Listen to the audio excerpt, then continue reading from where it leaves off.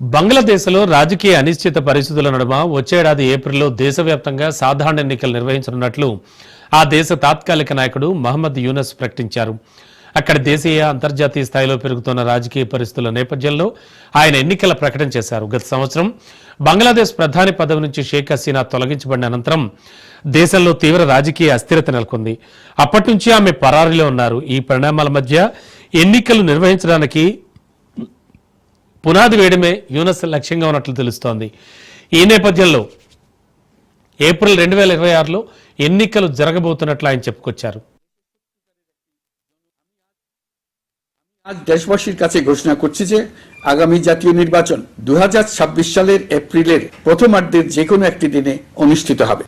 এই ঘোষণার ভিত্তিতে নির্বাচন কমিশন উপযুক্ত সময়ে আপনাদের কাছে নির্বাচনের বিস্তারিত রোডম্যাপ প্রদান করবে। আমরা এমন নির্বাচন চাই যা দেখে অভ্যুত্থানের শহীদদের আত্মা তৃপ্তি পাবে, তাদের আত্মা শান্তি পাবে।